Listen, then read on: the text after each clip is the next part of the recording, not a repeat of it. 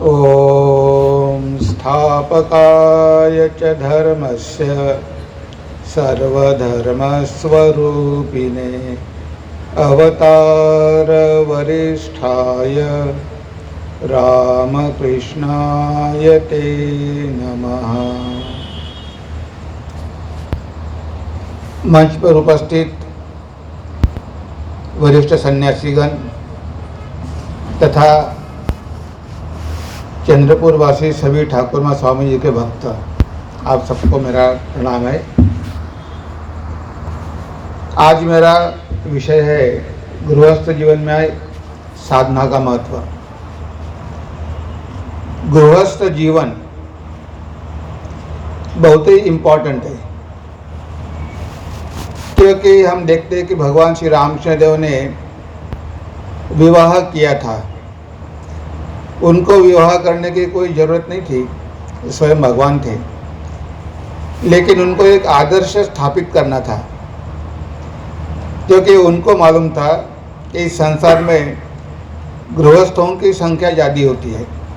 सन्यासी तो बहुत कम होते हैं, गृहस्थ भक्त ही ज़्यादा होते हैं।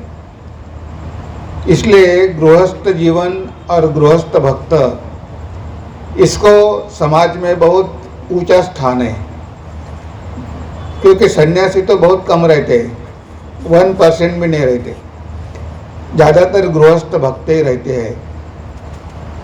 उनका जीवन कैसा उन्नत हो, अगर आप भगवान श्री रामचंद्र का वचनामृत आप पढ़ते हैं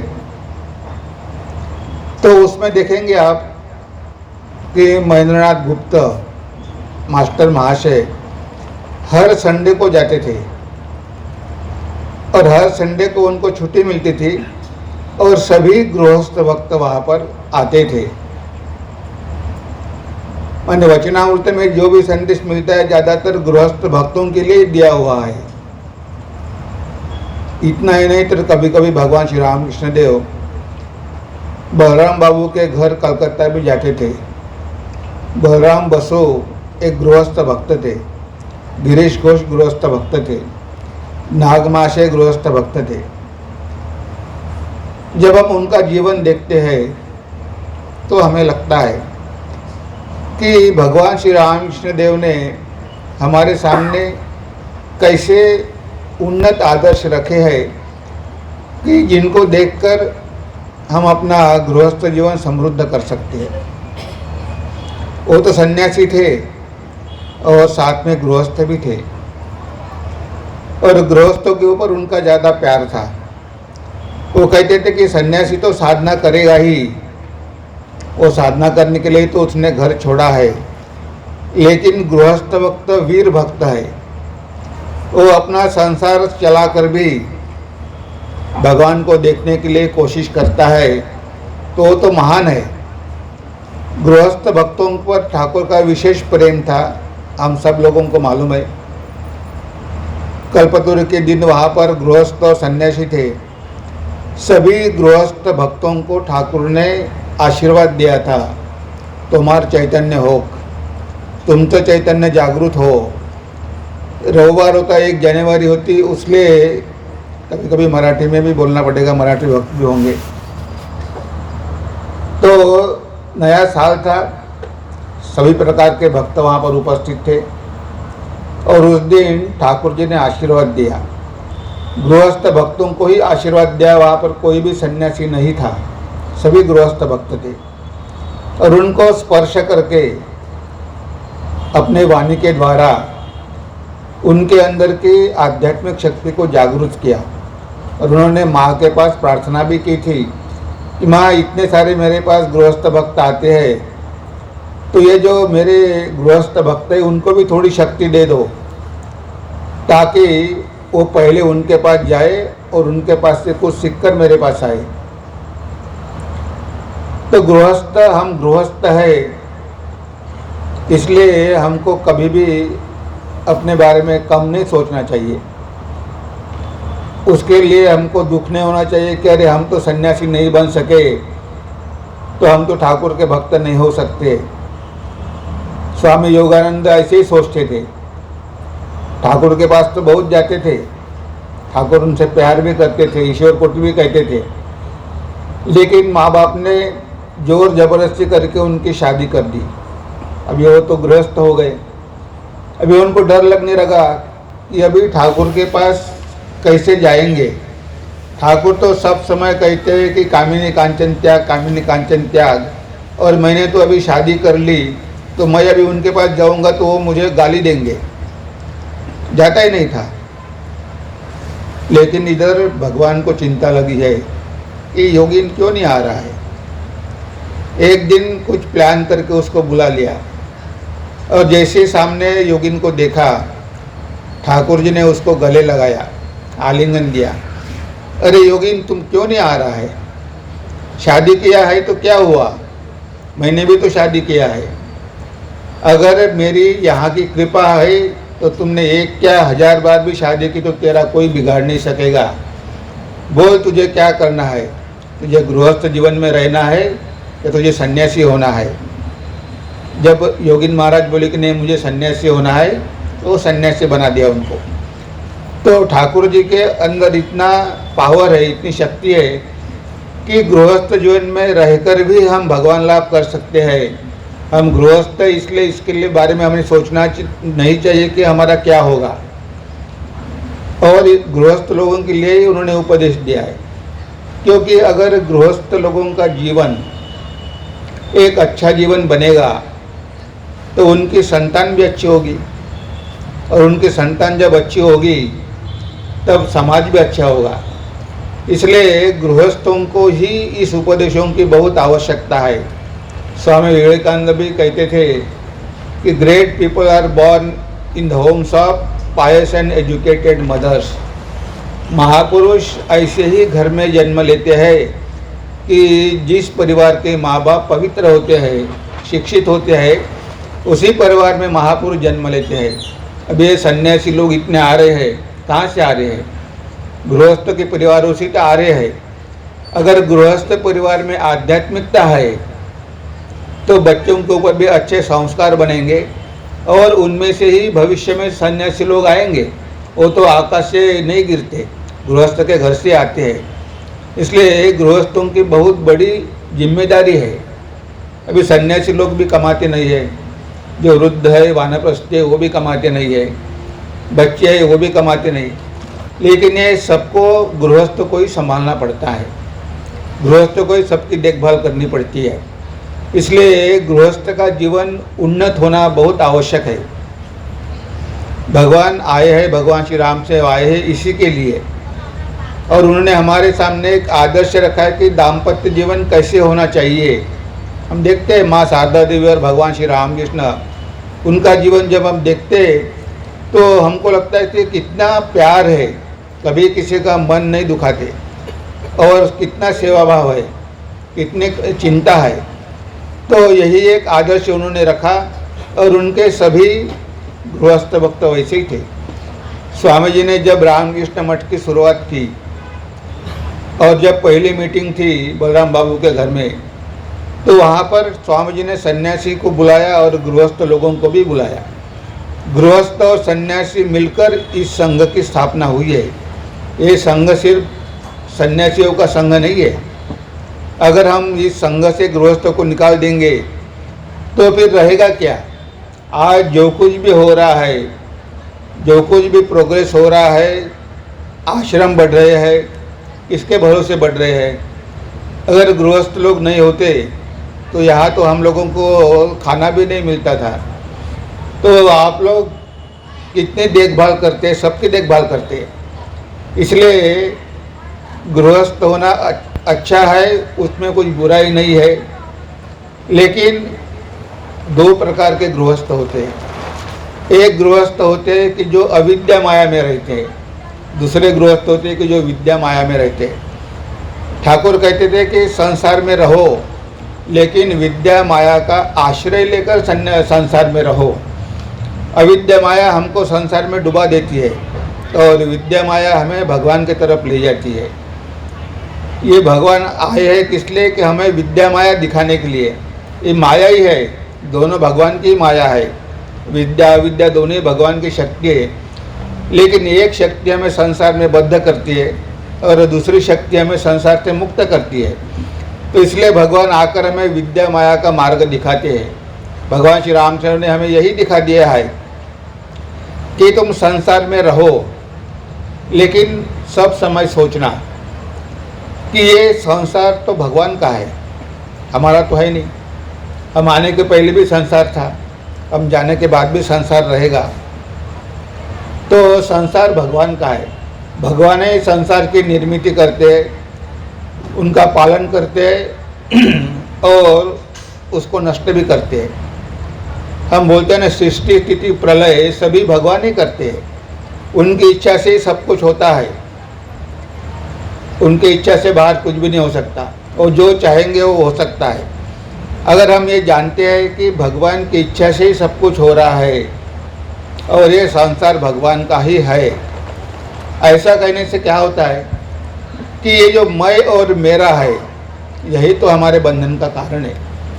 संसार को हम मेरा संसार कहते हैं। जब मेरा संसार कहते हैं तब हम गलती करते हैं कि संसार जब भगवान का है तो दूसरे को चीज़ को हम मेरा कैसे कह सकते हैं, क्योंकि ये संसार चलते रहेगा। हम आएंगे, हम चले जाएंगे। तो ये संसार भगवान का है, ऐसा समझ के संसार में रहना है। सब समय ये भाव मन में रखना है।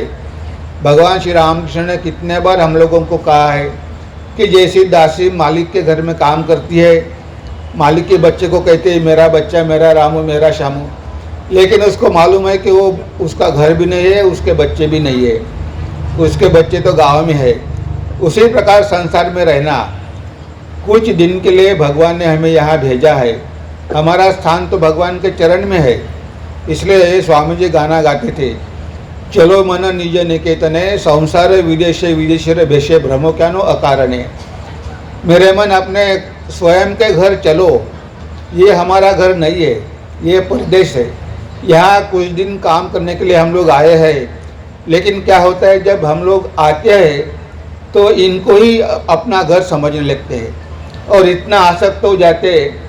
हम आए तो है भगवान से, हम तो है भगवान के, लेकिन भगवान के साथ जो हमारा रिश्ता है उसको ही हम भूल जाते हैं। ये जो माया का आकर्षण है, इस संसार में आने के बाद में, संसार में आने के बाद में हमको लगता है कि अरे यही तो सब कुछ है, ये मेरा है, ये मेरा है, ये मेरा है। तो इससे क्या होता है कि हमारी आसक्ति निर्माण होती है।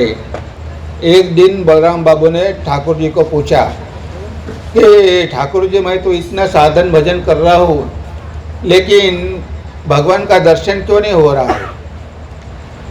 तब ठाकुर बोलते कि तुम्हारे बेटे के ऊपर जितना प्यार करते हो, क्या उतना प्यार भगवान के ऊपर करते हो?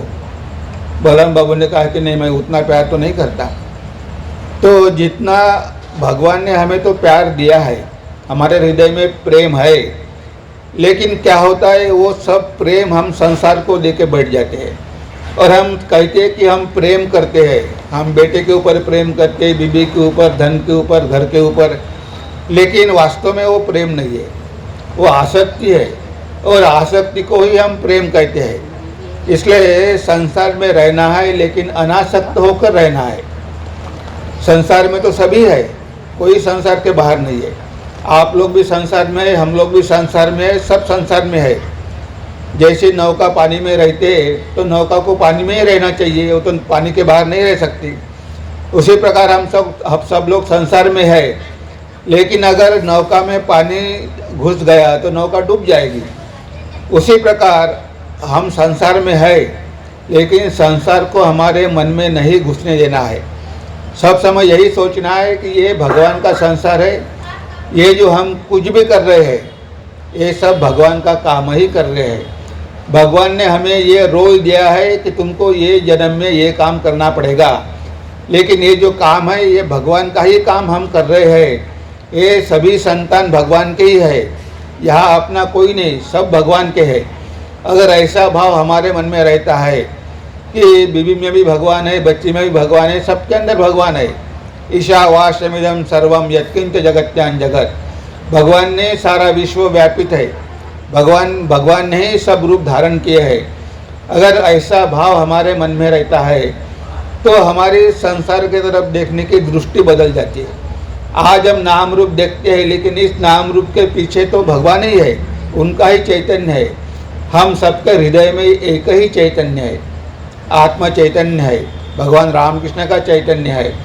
अगर इस भाव हम पकड़ सकते तो फिर हमें कुछ भी प्रॉब्लम नहीं होगा, क्योंकि हम भगवान का काम कर रहे हैं।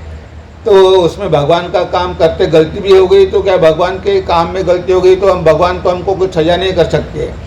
लेकिन जब हम कहते कि नहीं ये मैं मेरा काम कर रहा हूँ, और जब भी हम मैं और मेरा कहते हैं तो हमारे अंदर एक अहंकार की भावना आ जाती है कि मैं ही सब कुछ कर रहा हूँ, और हम भगवान को भूल ही जाते हैं। जैसे केनोपनिषद में एक कहानी है। केनोपनिषद में देव और दानव, राक्षस और देव, उनमें युद्ध होने वाला था। और जो राक्षस है वो तो बहुत पावरफुल थे, देव सब घबरा गए। फिर घबरा कर जाकर भगवान के पास गए, विष्णु के पास गए कि प्रभु हमको बचा लो, अभी हम बहुत मुश्किल में है, राक्षस लोग अभी आक्रमण कर रहे हैं, हम लोग तो हार जाएंगे। तब भगवान ने कहा कि ठीक है, तुम चिंता मत करो, मैं देख लूँगा। और भगवान के शक्ति से देवतागण युद्ध में जीत गए। लेकिन जब वो लोग जीत गए तो उनको लगा कि हमने ही युद्ध जीता है।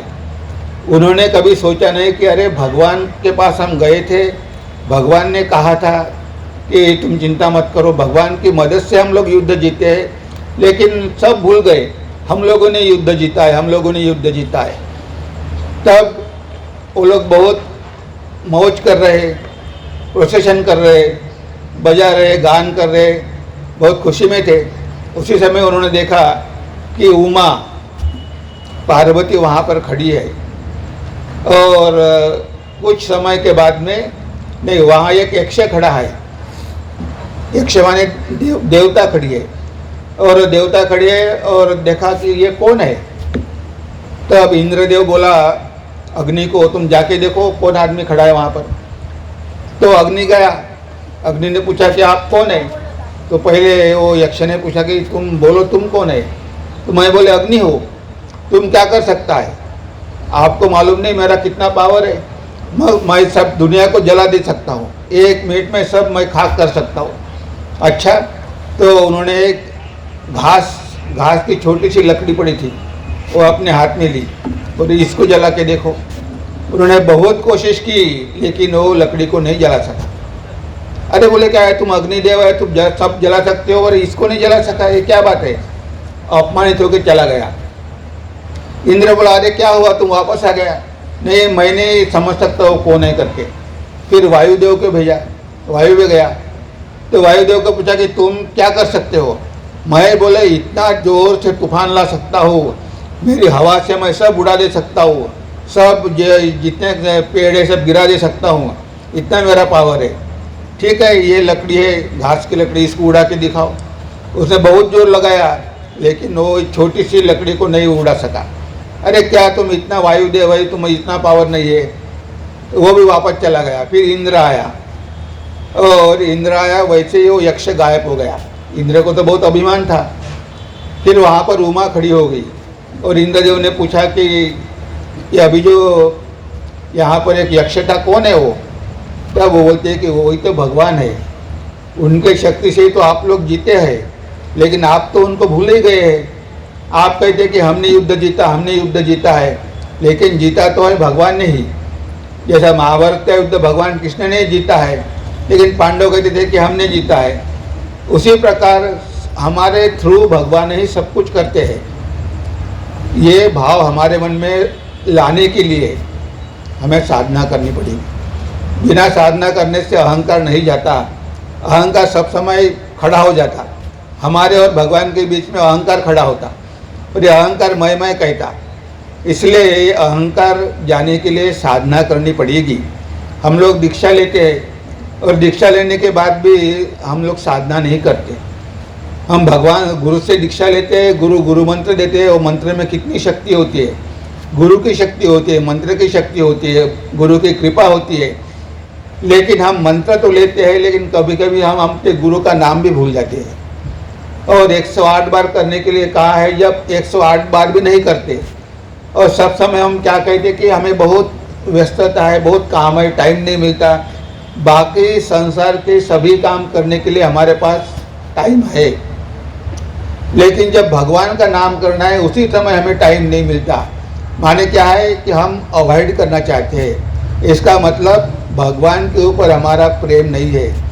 भगवान के लिए हम दिन में 1 घंटा भी नहीं दे सकते हैं। सारे 24 घंटे हम संसार को लगाते हैं। खाने पीने के, सोने के लिए टाइम है, लेकिन जब भी साधना करने का समय आता है तो हमारे पास टाइम नहीं है। ऐसे हमें कभी भी नहीं करना चाहिए। भावेर घरे चोरी, ठाकुर बोले भावेर घरे चोरी के लिए चलबे ना। जब मंत्र लिया है, गुरु ने बोला है, अगर हमको भगवान लाभ करना है, हमारा मन पवित्र करना है, तो हमें भगवान के नाम का जप करना ही पड़ेगा। हमारी साधना डेली, हमारी साधना करनी ही पड़ेगी। इसको ही तो अभ्यास करते हैं, तो डेली अभ्यास करना ही पड़ेगा। और कभी कभी हमारे मन में संशय भी आ जाते हैं कि हम तो कर रहे हैं, कुछ नहीं हो रहा है। इसलिए वचनामृत बार बार पढ़ना चाहिए। और ठाकुर बोले कि साधु संग करना चाहिए। साधु संग तो सब समय मिलता नहीं है, लेकिन आपके पास में नागपुर आश्रम है, ऐसे प्रोग्राम भी होते हैं। तो साधु संग करने से और एक बार करने से नहीं होगा। ठाकुर बोलते बार बार करना पड़ेगा, क्योंकि संसार का रोग तो हमारे पीछे लगा ही है। तो सन्यासी को देख के, उसकी बात सुन के हमारा विश्वास दृढ़ होता है, हमारे मन के संशय दूर हो जाते हैं। अगर हमारे मन में त्याग की भावना आती है कि अरे भगवान के लिए ये लोगों ने सबको छोड़ दिया, ये सब कुछ छोड़ सकते हैं, हम तो थोड़ा भी नहीं छोड़ सकते हैं, तो हमारी जो आसक्ति है, संसार के प्रति आसक्ति है, वो कम हो जाती है। और ठाकुर कहते हैं कि तुम जितने भगवान की तरफ जाओगे, उतने संसार से दूर जाओगे। अगर आप पूरब में गए तो पश्चिम अपने आप पीछे पड़ जाएगी। जितना भगवान के प्रति प्यार बढ़ेगा, उतनी संसार की आसक्ति कम होती जाएगी। आप भगवान की तरफ 1 पैर चलेंगे तो भगवान 10 पैर आपकी तरफ चल के आएंगे। तो ये तो सब है, लेकिन हमें नियमित रूप से साधना करनी चाहिए और बीच बीच में साधु संग भी करना चाहिए। इतना ही नहीं तो हमारा मन तो सब समय संसार में रहता है। ठाकुर जी बोलते थे कि गृहस्थ को कभी कभी एकांतवाद भी करना चाहिए। ऐसी जगह जाके रहना चाहिए कि जहाँ कोई नहीं है, अकेले जाके रहना है और भगवान को प्रार्थना करनी चाहिए कि प्रभु तुम्हारे सिवा संसार में मेरा कोई भी नहीं है, तुम ही एकमात्र मेरे आधार है, तुम ही मुझे बचा सकते हो। तो एकांत में जाने से क्या होता है, संसार को हम भूल जाते हैं। जैसे भी 1 महीने की वारी चल रही है, जब लोग पंढरपुर को जाते हैं तो घर को भूल जाते हैं, सब समय विट्ठल विट्ठल विट्ठल विट्ठल करके जाते हैं। तो जब हम तीर्थ यात्रा में जाते हैं, जब हम एकांत में जाते हैं, उस समय संसार की आसक्ति हमारी कम हो जाती है और भगवान के प्रति हमारा प्रेम बढ़ने लगता है। हम सब छोड़ के, सब भूल के भगवान का ही चिंतन करते हैं। तो इसलिए कभी कभी एकांत में जाना चाहिए। ठाकुर जी कहते थे कि हमारा मन कैसा है, दूध जैसा है, संसार पानी है और दूध और पानी मिल गया तो फिर निकालना मुश्किल है।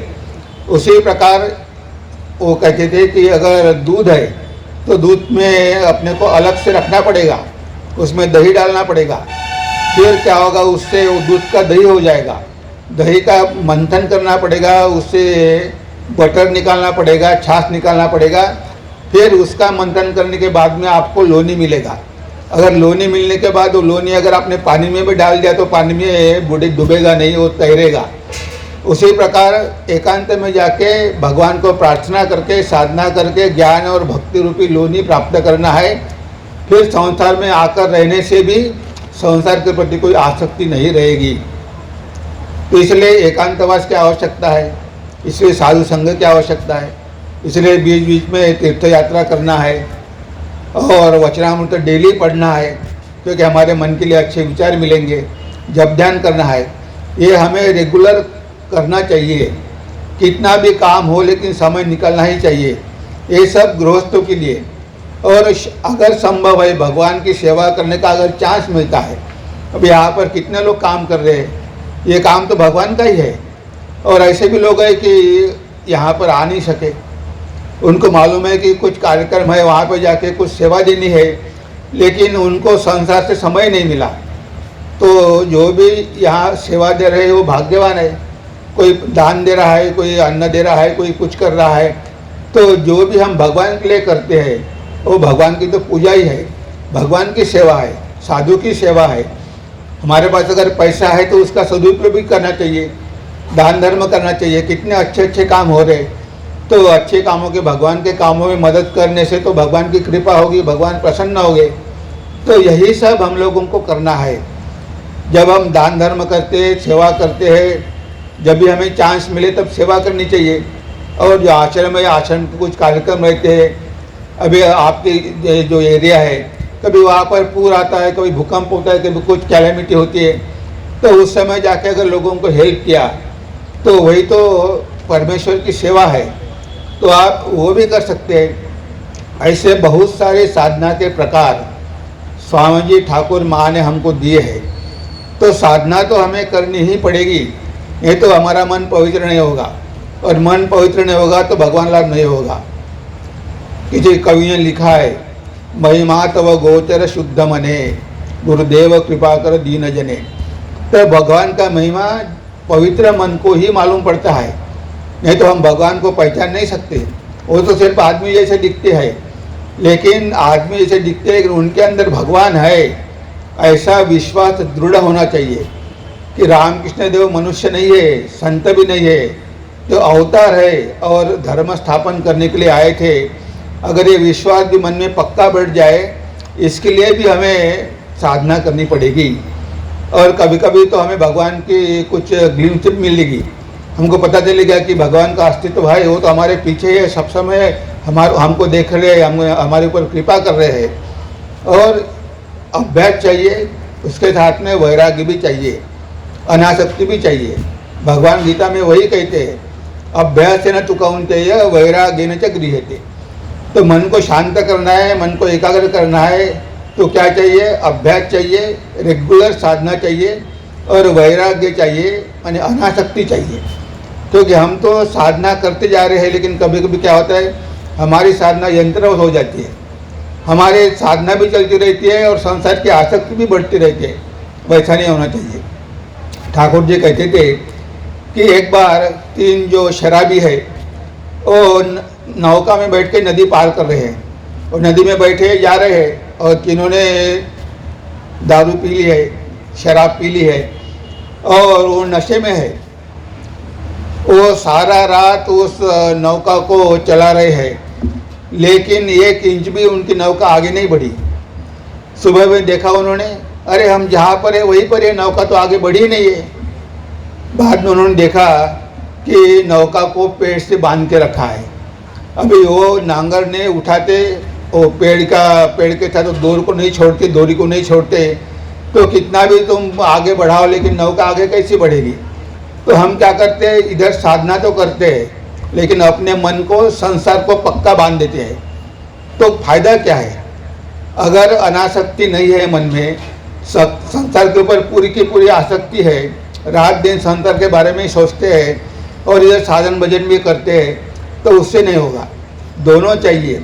गृहस्थ जीवन में हमारे को अगर यशस्वी होना है, यश प्राप्त करना है, तो हमारे जीवन में साधना भी चाहिए, अनासक्ति भी चाहिए। तभी धीरे धीरे धीरे धीरे धीरे हमारा मन भगवान की तरफ बढ़ेगा, और तभी भगवान के प्रति हमारी भक्ति जो है दृढ़ होगी। हमारे मन में भगवान के प्रति कभी भी संशय निर्माण नहीं होगा कि भगवान है क्या नहीं, भगवान हमको उद्धार करेगा क्या नहीं। इस प्रकार का कोई संशय नहीं होगा, क्योंकि अहंकार ही नहीं है। जीवन में जो कुछ भी आ रहा है, सुख हो दुख हो, सबको सुख दुख आता है। ऐसा नहीं है कि सबको सुख ही मिलता है, दुख भी आता है। तब भी कहना कि ये भगवान की कृपा है। को न कहे दुख बुरा है, दुख तो है एक वरदान, अनित्य से मन हट जाता है, याद आने लगते भगवान। जब जीवन में दुख आता है तभी भगवान की याद होती है, सुख में तो हम भगवान को भूल ही जाते हैं। देखिए अद्वैतानंद जी महाराज, गोपाल दास, 55 साल की उम्र थी, और 55 साल की उम्र में उसकी बीवी गुजर गई। अभी पत्नी मर गई, बहुत शोक हो गया, बहुत दुख हो गया। और दुख होने के बावजूद वो रामकृष्ण के पास आए कि कुछ शांति मिलेगी। और देखो रामकृष्ण आने के बाद में धीरे धीरे ठाकुर जी को पहचान लिया, उनकी भक्ति दृढ़ हो गई और वो सन्यासी बन गए। एक गृहस्थ थे, जीवन में दुख आया इसलिए ठाकुर के पास आए और वो दुख की वजह से वो सन्यासी हो गए और उन्होंने मुक्ति पा ली। देखो दुख हमारे जीवन में कितना अच्छा काम करता है। जब दुख आता है तो हमें भगवान की ज़्यादा याद आती है। इसलिए कुंती बार बार बोलते हैं कि भगवान मुझे दुख देना, तुम जितना दुख दोगे उतना ही अच्छा है, क्योंकि जीवन में जब दुख आता है तभी तुम्हारी याद होती है। तो हम तो तुमको भूल कर ही रहते हैं।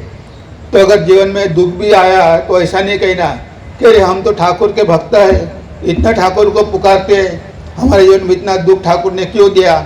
ऐसा विचार आने से क्या होता है, हमारे भगवान के प्रति भक्ति कम हो जाती है। हमको लगता है कि क्या फ़ायदा ठाकुर को पूजने से, ठाकुर का साधना करने से, वो तो हमको दुख ही दुख दे रहा है, वो हमारी परीक्षा कर रहे हैं। जीवन में दुख भी आया तो भी भगवान को नहीं छोड़ना है। प्रभु तुम्हारी इच्छा, तुम जो चाहो वो करो, मैंने पूरा जीवन समर्पण कर दिया है। मेरे जीवन में कितना भी दुख आएगा, गिरीश बाबू की पत्नी मर गई, बेटा मर गया, लेकिन वो कहते थे कि ये सब ठाकुर जी की इच्छा है, कभी उनको दुख नहीं हुआ। इसलिए हमारे जीवन में कभी कभी दुख आता है, लेकिन उस दुख में भी भगवान के प्रति हमारा विश्वास बिल्कुल कम नहीं होना चाहिए। तभी हमारी भक्ति सचमुच भक्ति है। अगर हमारे मन में विश्वास कम हो जाता है, क्यों भगवान हमको दुख दे रहे हैं, माने भगवान के ऊपर हमारी भक्ति ही नहीं है, भगवान के ऊपर हमारा विश्वास ही नहीं है। इसलिए हम भगवान को बोलते कि भगवान क्यों हमको दुख दे रहा है। और भगवान के पास कभी भी संसार के बारे में नहीं पूछना चाहिए। संसार में तो मिलेगा, जो हमारे प्रारब्ध कर्म में वो तो मिलेगा ही, लेकिन भक्ति ऐसी चाहिए कि निष्काम भक्ति चाहिए कि प्रभु हमें कुछ नहीं चाहिए, तुम जैसे रखो वैसे रखो, खाली तुम्हारे चरण में हमें स्थान दो, तुम्हारे चरण में हमें भक्ति दो। लेकिन आजकल देखते हैं कि भक्त सब समय चाहते हैं, कल्पतरु जी ने ये देव ये देव ये देव वो देव, ये भक्ति थोड़ी है। एक मंदिर में, राम का मंदिर था, सब भक्त लोग भगवान का कीर्तन कर रहे थे, नाम गुण संकीर्तन कर रहे थे। हनुमान जी भी आके बैठ गए, जहाँ राम नाम होता है वहाँ हनुमान जी आते हैं। वो देख रहे कि भक्त रो रहे हैं, गा रहे हैं, नाच रहे हैं, तो उनको बहुत दया आ गई। वो गए विष्णु के पास और कहा कि देखो आपके भक्त मंदिर में आके कितना साधन भजन ये कर रहे, रो रहे हैं आपके लिए, तो आपको दर्शन देना पड़ेगा। भगवान आ गए, भगवान मूर्ति में प्रकट हुए, सामने एक भक्त बैठा था। वो भक्त ने पूछा आप कौन है? मैं भगवान हूँ। सचमुच में आप भगवान है कि कोई हमको ठगाने के लिए आया है? नहीं, मैं साक्षात भगवान हूँ, आप लोगों की भक्ति देख के मैं आया हूँ। तो बोले इसकी गारंटी क्या है? एक पत्थर था, ये पत्थर को अगर आप सोना करेंगे तो समझेंगे कि आप भगवान हैं। भगवान ने उस पत्थर को स्पर्श किया, सोना हो गया। और जैसे ही सोना हो गया, सभी भक्त मंदिर से भाग कर चले गए। तब राम जी कहते अरे हनुमान तुमने कहा था कि सब भक्त है, यहाँ तो कोई नहीं, सब भाग गए। देखा 10 मिनट के बाद में सब भक्त लोग सिर के ऊपर बड़े बड़े पत्थर लेके आ रहे हैं। भगवान सोने का बना दो, ये पत्थर को सोने का बना दो। अरे बोले इनको मैं नहीं चाहिए, उनको सोना चाहिए। ऐसी हमारी भक्ति होती है। हम भगवान के पास भी जाते हैं तो संसार की चीज़ें ही पूछते हैं कि भगवान ये दो, बेटी की शादी होनी चाहिए, बेटे को नौकरी मिलनी चाहिए, यही सब पूछते हैं। लेकिन वो भक्ति नहीं है, वो व्यापार है। ऐसे भक्ति में व्यापार नहीं करना चाहिए। भगवान तुम जो दोगे उनमें हम संतुष्ट है, और तुम जो चाहे वो दो, लेकिन हमको भक्ति दो, ज्ञान दो, विवेक दो, वैराग्य दो। इसके लिए हमें प्रार्थना करनी चाहिए। संसार की चीज़ें के लिए प्रार्थना करने से हमारी सभी आध्यात्मिक शक्ति चली जाती है, फिर हमारी कोई प्रगति नहीं होती। भगवान को कुछ भी पूछना नहीं, उनकी जैसी इच्छा वैसे रखेंगे, उसमें प्रसन्न रहना, तभी भगवान की कृपा होगी, उनको दया आएगी और हमारा जीवन धन्य होगा। इतना कहकर मैं मेरी वाणी को विराम देता हूँ। नमस्कार, धन्यवाद।